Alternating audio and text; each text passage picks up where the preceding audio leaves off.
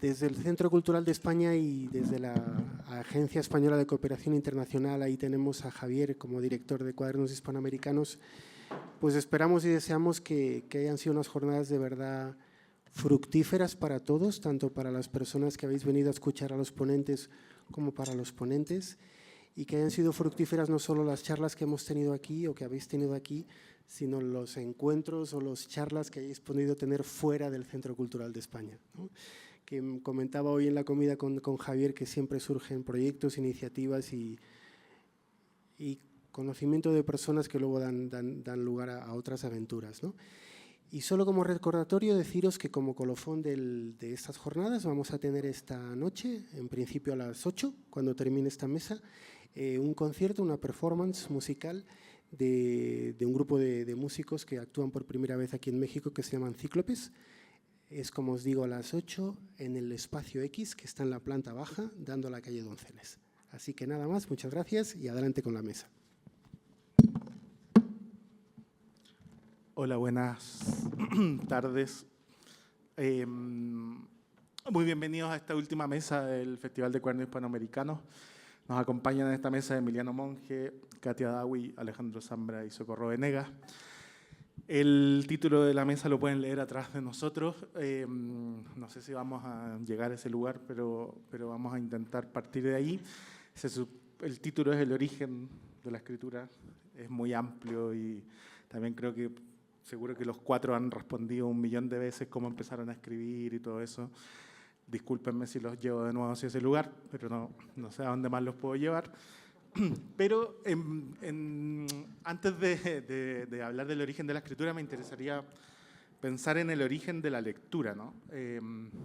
Silvia Molloy tiene una idea muy bella, que es la idea de las escenas de lectura, ¿ya? Ella plantea un poco que los escritores, ella lo lee sobre todo en las autobiografías, ¿no? Como que siempre hay un momento en que el escritor llega a los libros, que no necesariamente la escena de lectura es el primer contacto con los libros, sino que es un momento donde uno, como escritor, toma conciencia de la lectura, ¿no? Yo me acordaba de una parte de los diarios de Piglia, que él cuenta, por supuesto que me parece muy ficcionado, pero igual vale, que su primera escena de lectura es él siendo niño en Adrogué, está sentado fuera de la casa de sus abuelos, si mal no me equivoco, y está leyendo un libro, o sea, está hojeando un libro y se supone que pasa un señor por la calle, lo mira y le dice que el libro está dado vuelta, ¿ya? O sea, le dice que está como...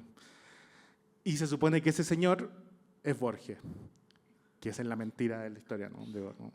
Pero él dice que, bueno, que Borges iba a Adrogué en ese tiempo y que para él probablemente haya sido Borges el que le corrigió la lectura y finalmente que eso le marcó un poco su camino, ¿no? Todo muy ficción. Los quiero llevar hacia allá. Hablemos un poquito quizás de esas primeras escenas. No me parece plantearlo desde una puntualmente, pero sí esas primeras escenas de lecturas que recuerdan ustedes con respecto a ya sentir en esas lecturas algo distinto a simplemente acercarse y leer un libro, ¿no? Así como esto de Piglia, que no sé si alguno de ustedes me va a contar una anécdota así, pero podemos tratar de llegar hacia ese lugar. Quiero ser democrático y quiero abrir, no sé quién quiere partir, o puedo ser dictador y puedo yo elegir quién quiere comenzar. Emiliano Monge, es local. Es local además, digo. Bueno, locales ya hay varios aquí, ¿eh? Buenas noches, gracias a todos por venir, es una alegría estar con ustedes, estar acá platicando, gracias a Cuadernos Hispanoamericanos, gracias al Centro Cultural, gracias a Diego y gracias a Ale por haber sido el dictador él. No tiene que aparecer Borges forzosamente, ¿no?, en nuestras historias. Yo no sé, es una pregunta que siempre me cuesta trabajo responder, las dos, la del título de la mesa y la de la lectura. Yo creo que a todos nos cuesta. Es imposible que respondamos además los escritores y las escritoras sin ficcionalizar. Cuando nos preguntan cómo empezamos a escribir o cuándo y cómo empezamos a leer o cuándo. Y entonces cambia mucho esa respuesta de una vez a otra porque ficcionalizamos una y otra y otra y otra vez, ¿no? Yo llevo unas semanas bastante agobiado con el asunto de estar perdiendo los recuerdos de la infancia de manera muy violenta. O sea, siento que está como desapareciéndome a trozos gigantescos, ¿no? Y entonces pensar en cómo empecé a leer me hace volver a ese momento en el que ya no está, que siento que se está diluyendo. Decían que con la pandemia nos iba a pasar algo así, o después de la pandemia. Yo no pensé que fuera a ser tan animal o tan bestia, pero entonces me cuesta recordarme niño, me cuesta recordarme adolescente, que es esa época en la que uno se acerca o empieza a leer, ¿no? Creo que me acuerdo en ese sentido más, si hago un esfuerzo, me recuerdo más como un lector de periódicos, ¿no? De pedazos de periódicos que había todo el tiempo en mi casa, ¿no? De las historietas, de los periódicos. Me acuerdo más lector de las tiras cómicas, obviamente, de Asterix, pero es muy distinto a lo que te hubiera respondido hace unos años, ¿no? A cómo me enamoré de la literatura. Lo que sí recuerdo es una cosa que parte de la insatisfacción y que tiene que ver con aquella colección por la que todos los mexicanos pasamos, y seguramente yo creo que en todos los países de habla hispana, que era El barco de vapor, aquellos libros de Elige tu propia aventura.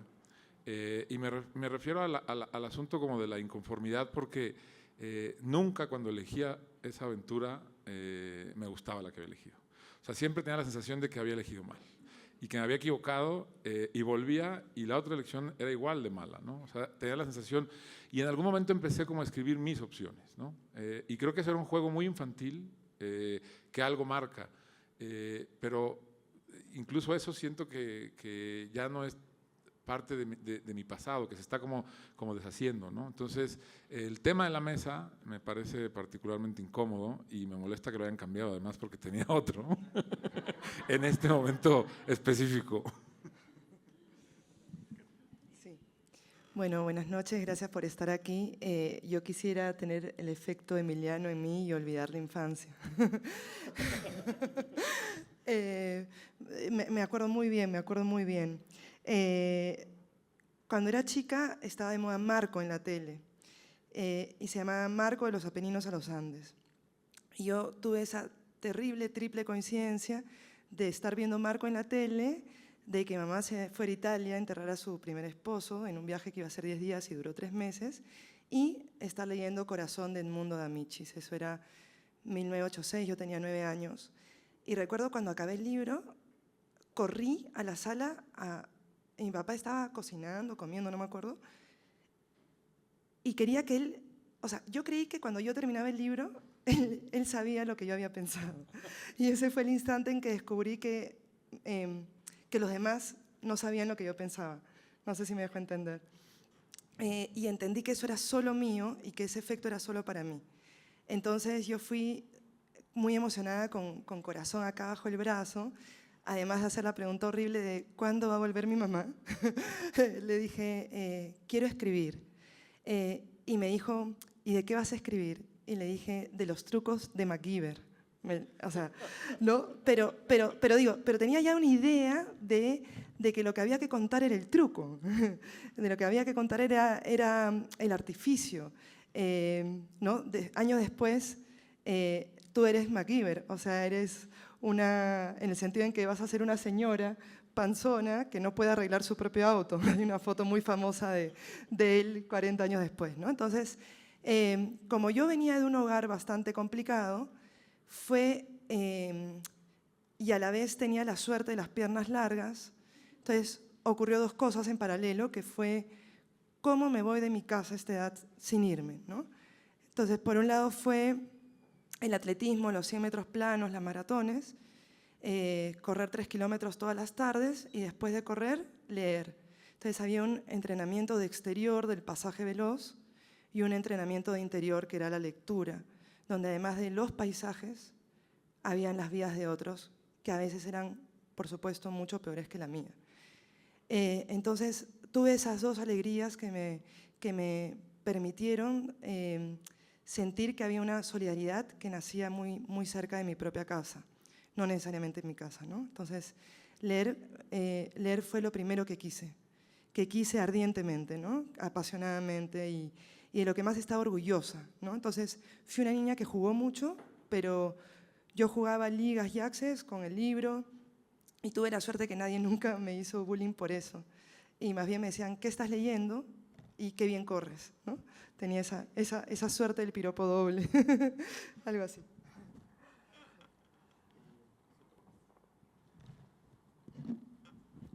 Bueno, muchas gracias por la invitación. Y me encanta la pregunta, porque me acordé de otra pregunta. Hace muchos años, en el 2007 creo, en las afueras de Bogotá, fuimos varios escritores y a una primaria, ¿no? Y bueno, era un ambiente bien festivo, todo salió muy divertido. Al final hubo una ronda de preguntas y un niño, no sé, de 8 años, con mucho desplante y muy hermoso, nos dijo, bueno, yo les quiero preguntar, porque siempre les preguntan a los escritores de dónde sacan la inspiración para escribir. Yo quiero saber de dónde sacan la inspiración para leer, porque yo me aburro muchísimo leyendo. Y fue difícil responder esa pregunta, ¿no? Pero es la misma que hace Diego ahora. Yo tiendo a insistir en el espacio preliterario. En ese momento en que la literatura, la música y el humor coinciden y son difíciles de distinguir entre sí. Entonces, claro, en mi casa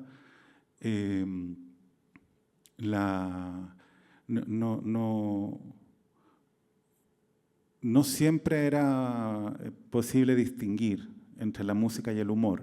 Y la literatura estaba ausente, porque no había libros, pero, bueno, tal vez Condorito, ¿no? Pero sí había un espacio en que el lenguaje era muy importante. Yo, en realidad, me enamoré primero del lenguaje, que estaba en los relatos de mi abuela, en los relatos radiales de partidos de fútbol, ¿no? Que vienen antes del descubrimiento atroz de que son mucho más divertidos que el fútbol mismo, ¿no? Y incluso la misa, ¿no? El lenguaje más solemne también me interesaba. O sea, todos los usos distintos del lenguaje me interesaban vivamente, y por supuesto los trabalenguas, los juegos de palabras, los chistes, ¿no? Muy especialmente los chistes. Entonces luego cuando en la escuela, en estos libros de texto que uno lee a contraluz y están las respuestas de los niños de años anteriores, ¿no? En esos libros había unas pequeñas antologías y a mí me gustaban mucho. Yo tenía un prejuicio positivo hacia la literatura, ¿no? Me detengo en el libro de texto porque todavía no es el libro. Y luego sí creo que el libro fue un objeto preferido, ¿no? Y también el deseo de poseerlo, ¿no? De tener el libro. Y de meterse ahí y no pescar a nadie, ¿no? A la vez, construir estas pequeñas comunidades. Para mí la literatura siempre tuvo ese lado colectivo, ¿no? O sea, yo creo que era como cuando te vuelves loco por una banda que nadie conoce y piensas, bueno, todo el mundo debería conocerlo. Y a la vez estás secretamente orgulloso de esa minoría, de esa condición minoritaria, pero empiezas a salir de tu barrio y a conocer otras personas que tienen también ese conocimiento secreto, y ahí se empiezan a formar comunidades que no sé, siguen durando, ¿no? 30 años. Buenas noches. Gracias también a Cuadernos Hispanoamericanos, a Javier, al Centro Cultural por la invitación. Y gracias por la pregunta, Diego. Sí, yo tampoco olvido las cosas de mi infancia y quizás se ve también a que vuelvo mucho y que he escrito mucho sobre esa época, y quizá no tanto sobre mi infancia, sino sobre mí en relación con mi hermano más pequeño, que estuvo enfermo muchos años. Muchos para un niño, ¿no? Un niño que murió de 9 años, tenía leucemia y estuvo 4 yendo y viniendo al hospital. y yo he tardado en darme cuenta porque pues fue una época tremenda en la familia y fue como una cosa que dispersó a la familia, ¿no? Donde cada uno se dio cuenta de que tenía que encontrar una forma de sobrevivir a eso que estaba pasando. Y he tardado en darme cuenta de que los libros o la literatura llegó a mi casa con mi hermano pequeño, que en una de esas estancias largas en el hospital volvía y era un niño distinto además, ¿no? Porque pues mi otro hermano y yo en la casa éramos como unos bárbaros, nos dormíamos con la ropa puesta, no usábamos pijamas, ni leíamos, ni teníamos una costumbre de que nos leyeran o algo así. Y mi hermano volvía ordenadísimo, tenía pantuflas, tenía pijama y tenía libros que traía del hospital. Y entonces yo empecé a leer gracias a esos libros, pero él se los llevaba de nuevo porque no eran suyos, eran de la biblioteca del hospital.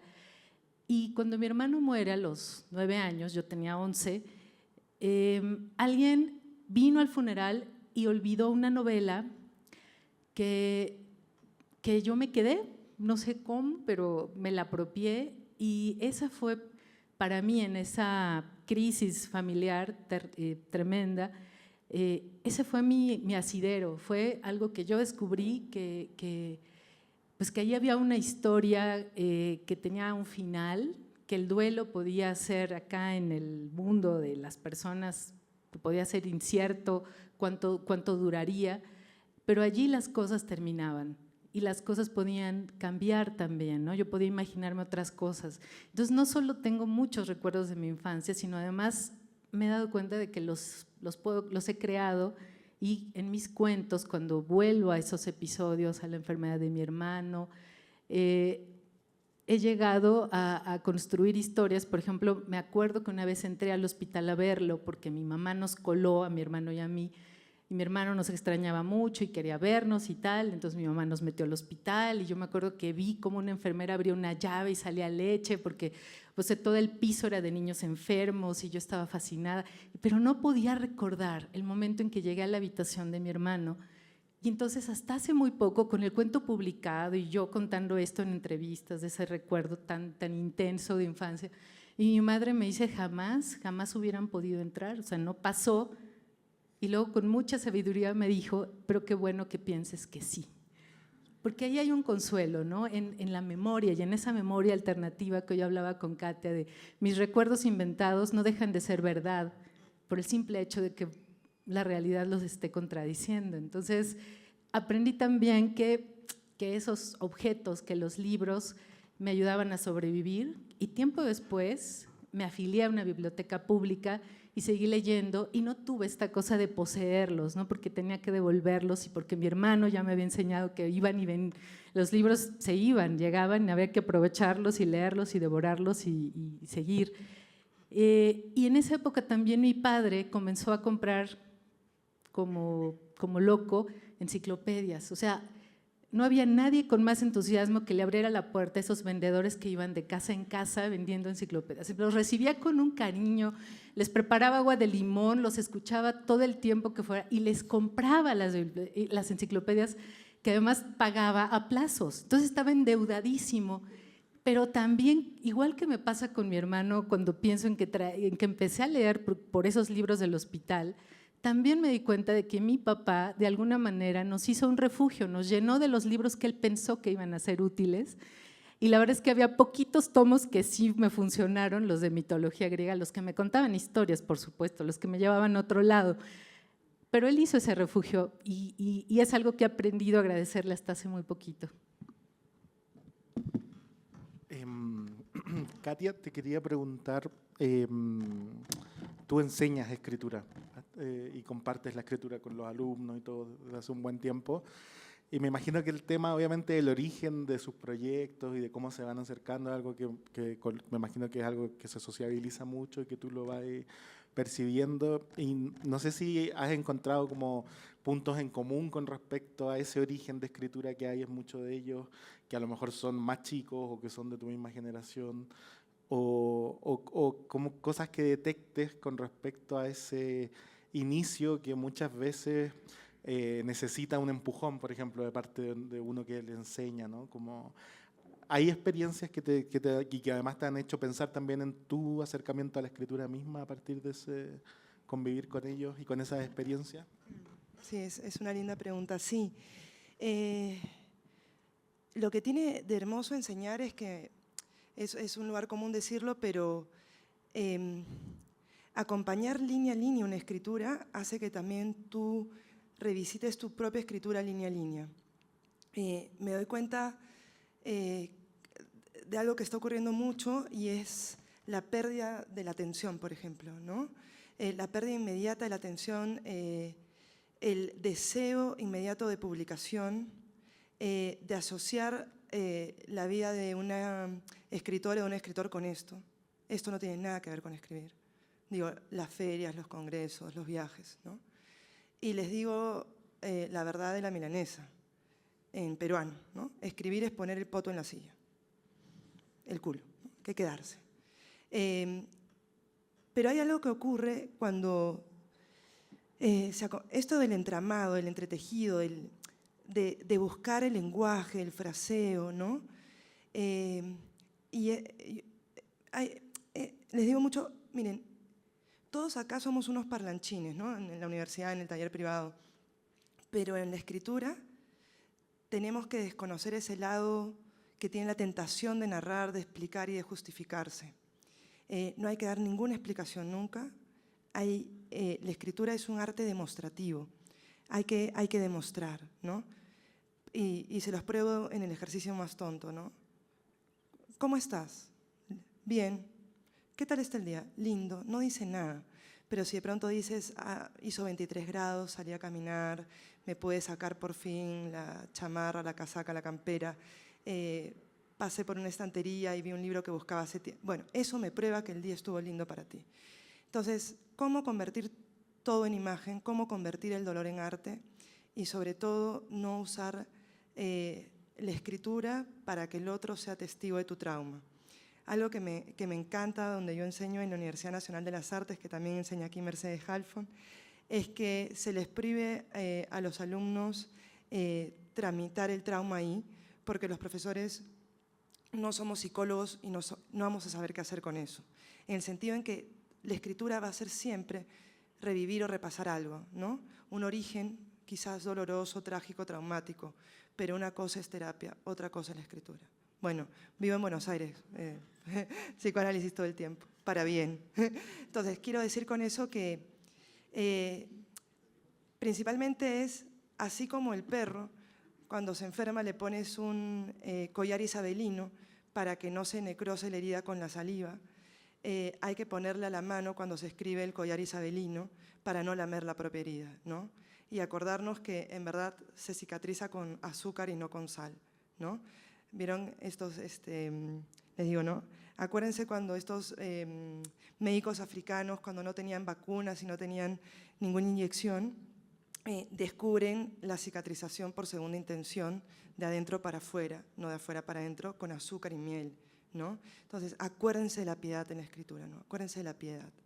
Y solo para cerrar, ¿no? Cuando a Joy Williams le preguntan qué hace que un cuento sea bueno, ella dice, cuando un personaje accede a una instancia de piedad, aunque no la reconozca y aunque no vaya a tomarla, ¿no? Entonces, acuérdense de la piedad, no oscurezcan toda escritura y toda vida, ¿no? Que alguien quede vivo. Emiliano, tú publicaste unos 2 primeros libros hace ya un buen tiempo y quiero llevarte, no así a ese momento puntualmente, pero sí quiero quiero pensarlo desde el presente, ¿no? Digo, sí. ¿Cómo pensáis tú ahora esos libros? Digo, ¿cómo los miráis? Esa escritura que en el fondo es una, lo pongo entre comillas, una primera escritura, ¿no?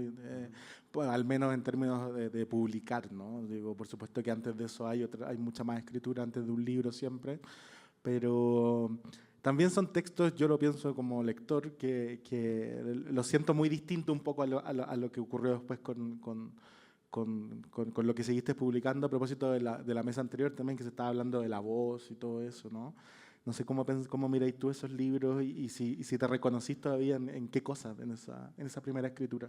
Bueno, te voy a responder, pero antes voy a decir un par de cosas con respecto a lo anterior y a lo que se ha dicho.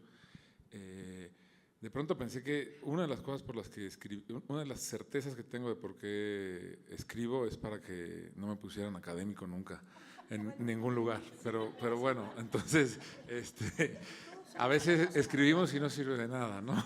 Sí, nos siguen. Sí. Exacto. Entonces, bueno, ha sido fallido por ese lado. Luego, con lo que decían, me acordaba con lo que decían Katia y con lo que decía Socorro. Agatha Christoph dice que al final toda vida es un hilo de plata roto, ¿no? Un hilo de plata que se rompe una primera vez y que se va a seguir rompiendo. No es un hilo que está roto en un lugar, sino que está roto en muchísimos lugares. Y los escritores, aunque no tengan que ver con la trama de sus libros, buscan en esas roturas del hilo, se meten por ahí a cada uno de sus libros, ¿no?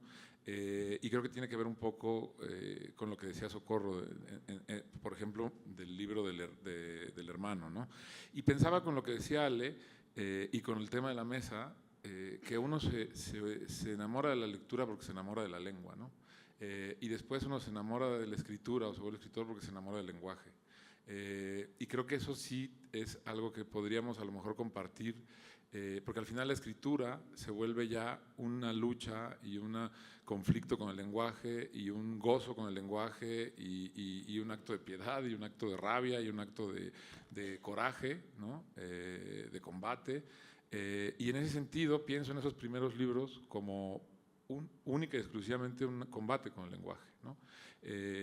Son libros con muy poca trama, el libro relato, las historias son mínimas, la novela de plano casi no hay, es casi un instante, digamos, ¿no? Que se va reproduciendo y se va explotando o va creciendo hacia el pasado y hacia el futuro por la memoria y por la imaginación, que al final es como construimos todo, ¿no? O sea, es decir, ese recuerdo que cuenta Socorro, que para ella es real, aunque no haya sucedido, cada vez que las cosas las recordamos una sola vez. La siguiente vez lo que recordamos es ese recuerdo, y la siguiente recordamos el recuerdo del recuerdo, y ese recuerdo del recuerdo del recuerdo, es irse alejando, nos va alejando del hecho porque la imaginación va colonizando el recuerdo, ¿no? Vamos dejando que la imaginación se vaya comiendo el recuerdo y lo vaya transformando en algo más. Y la imaginación sucede igual, tenemos una idea y la siguiente vez que volvamos a ella no vamos a volver a la idea, vamos a volver al recuerdo de esa idea. Entonces va a ser el recuerdo colonizando a la idea de la imaginación, digamos, ¿no? Pero esos libros son eso, son una lucha con el lenguaje, son ver si yo puedo hacer algo con el lenguaje, si puedo meterme en el lenguaje, si puedo vivir dentro del lenguaje un poco, si puedo convertirme en lenguaje, si mi cuerpo puede ser lenguaje. Son libros muy distintos, pero también creo que el resto de mis libros son muy distintos entre sí.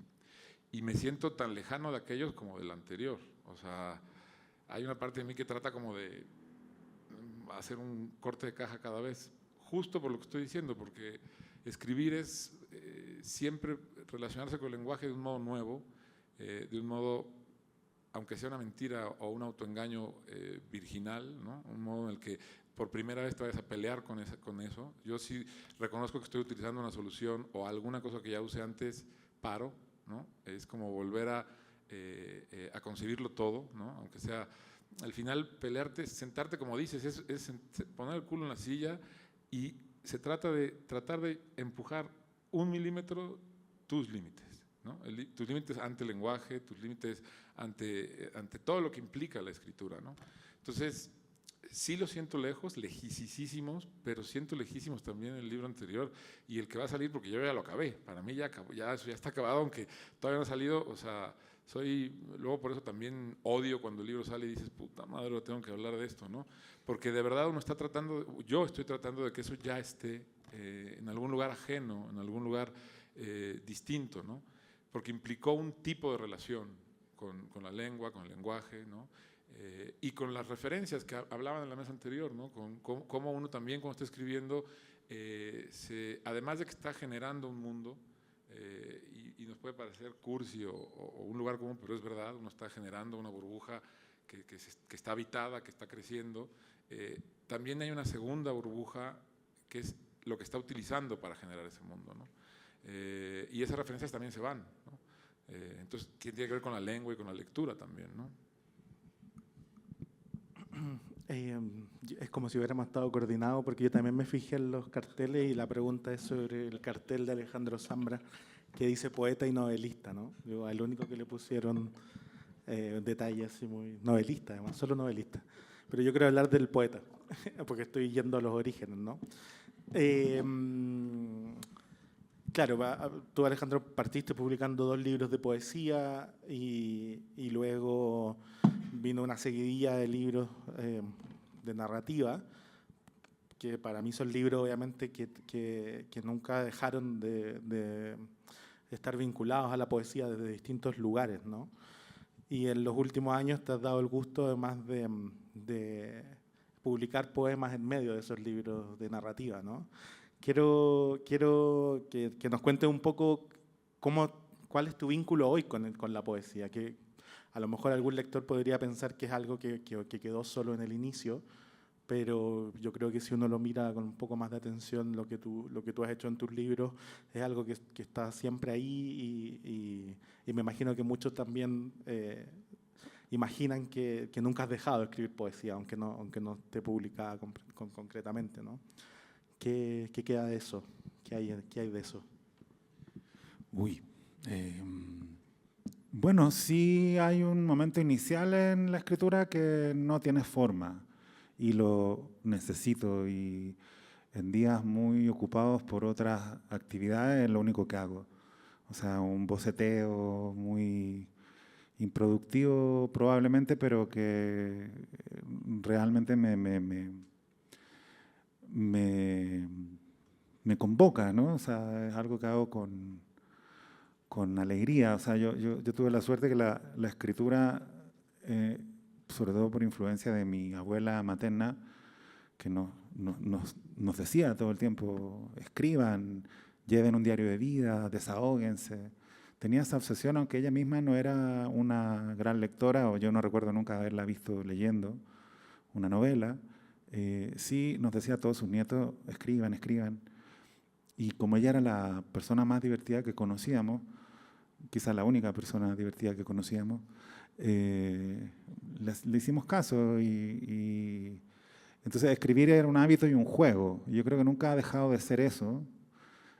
Y lo que suele suceder es que a partir de esos bocetos algo queda dando vuelta y lo empiezo a traducir en el fondo para mí mismo y quizá lo traduzco tanto que termino escribiendo una novela, digamos. O sea, pero por ejemplo, Poeta Chileno, que es una novela, lo más parecido a una novela que he escrito y que escribiré, que parece una novela, que juega con la forma de la novela, etc., partió muy como un poema, un origen del cual quedan rastros en el libro.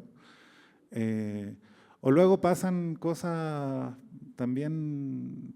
En Poeta Chileno hay un poema, bueno, más de un poema, pero sobre todo un poema que se llama Garfield, y que en realidad era el poema que yo estaba tratando de escribir a los 22 años, cuando me obsesioné con estos cementerios parque que habían aparecido en Santiago, y me iba a estos cementerios y escribía ahí, y trataba de entender qué significaba esta muerte disimulada en estas especies de campos de golf, y la figura espantosa de la muerte de los niños, con los juguetes marcados con remolinos.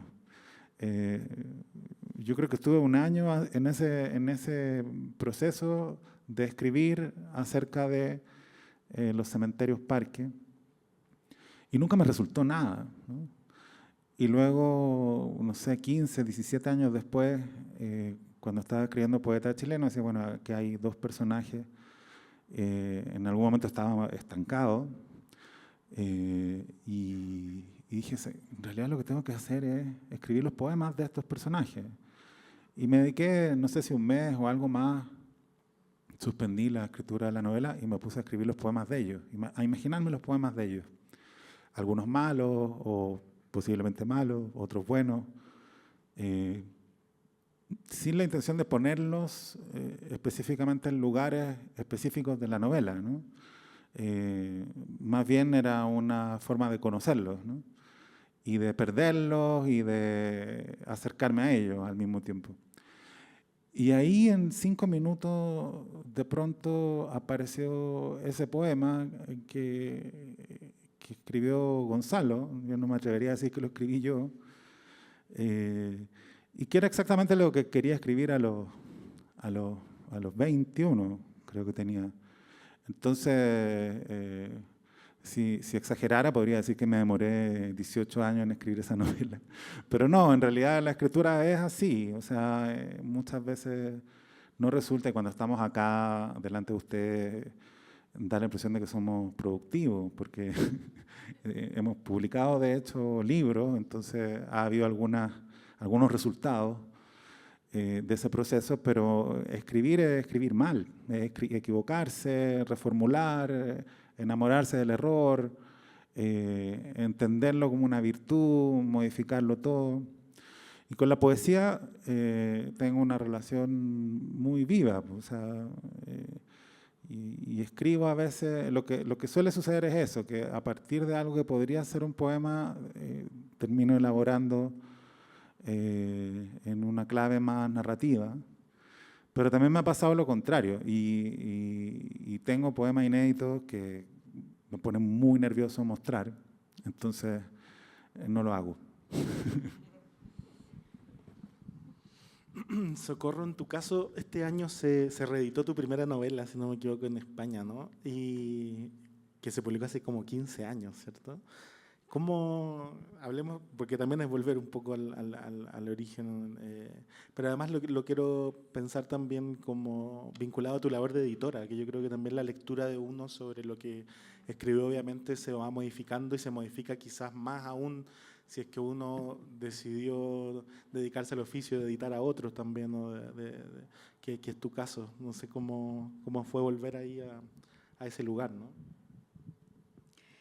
Pues yo, como hice psicoanálisis muy tarde, hasta ahora me doy cuenta de muchas cosas y cómo ha ido mi vida circulando, ha ido formándose como en círculos concéntricos alrededor de eso que significó mucho de la pérdida de mi hermano, porque pues cuando me convertí en editora en el Fondo de Cultura Económica, trabajé dirigiendo las colecciones de libros para niños y jóvenes y fui inmensamente feliz imaginando que mi hermano pudiera leer esos libros o encontrando libros, pienso por ejemplo en uno precioso de Wolf Ehlbruch que se llama Pato y la muerte, y yo cómo he imaginado y cómo he deseado que ese libro hubiera existido para leerlo con mi hermano, ¿no? Cómo allí hay todo un paso, todo un tránsito donde no se le pierde el temor y el respeto a la muerte, pero cómo de pronto conviven dos personajes tan extraños, tan atípicos como un pato y la muerte con su carita de calavera blanca y todo eso,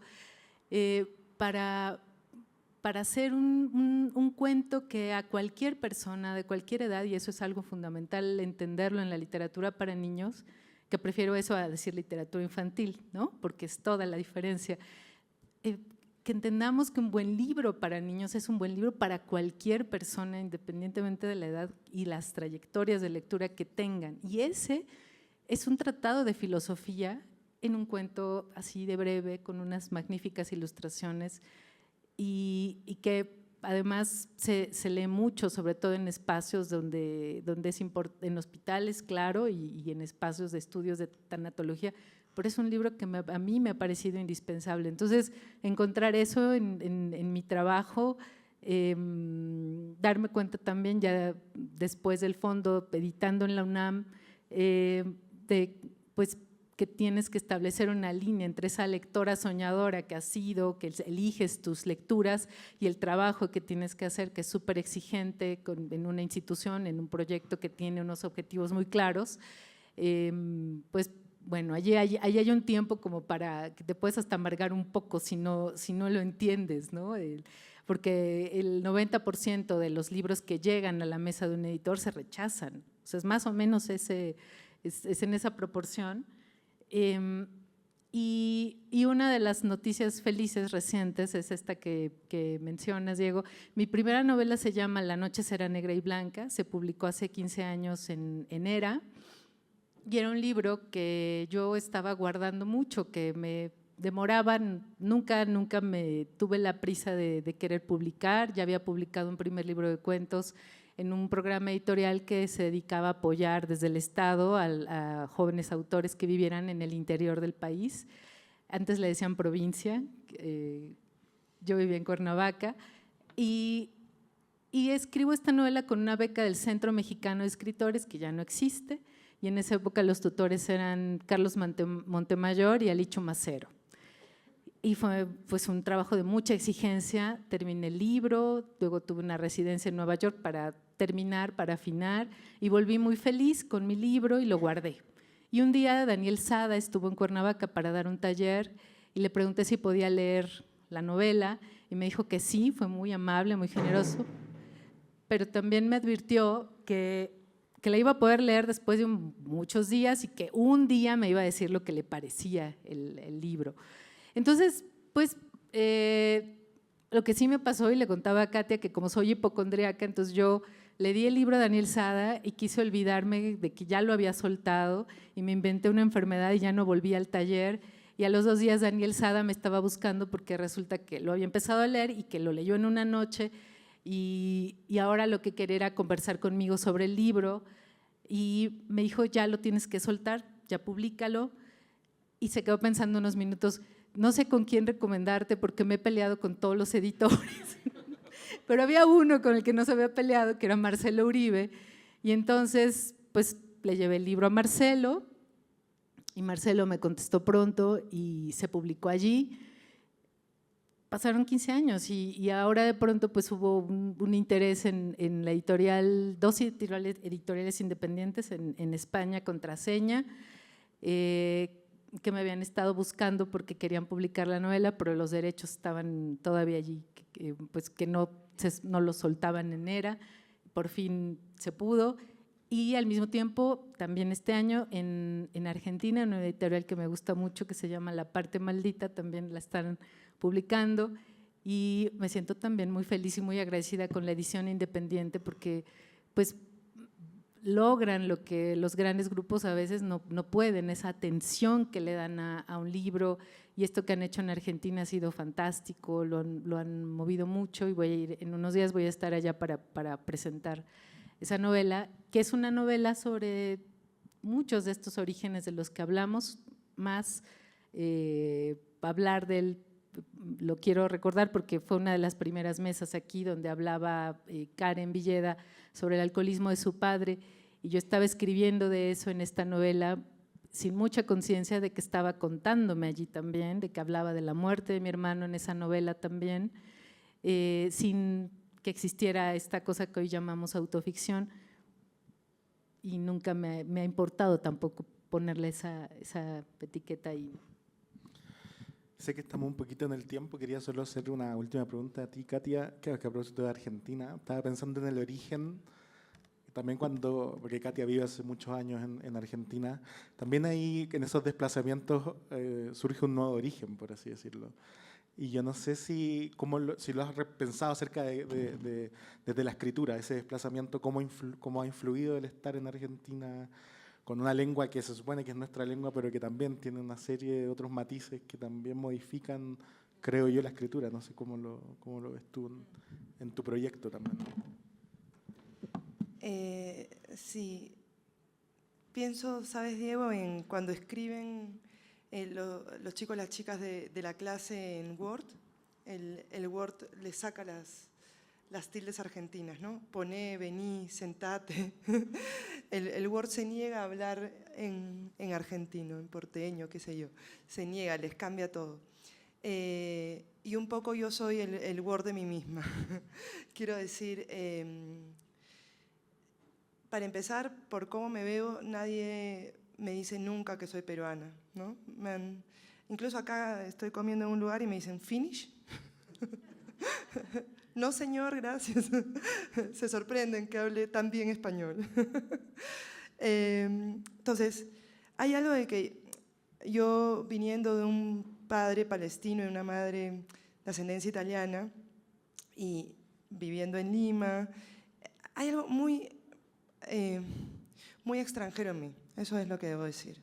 Y mis papás, mi familia materna-paterna eran de zonas de frontera, ¿no? Entonces, siempre me he sentido más cómoda en tener límite en la frontera y también no tenerlo, ¿no? Cruzarlo. Entonces, a veces me dicen, tu exilio argentino. No, no, no. Exilio es padecer por lo general. Yo tuve una migración fácil, amorosa, contingente, ¿no?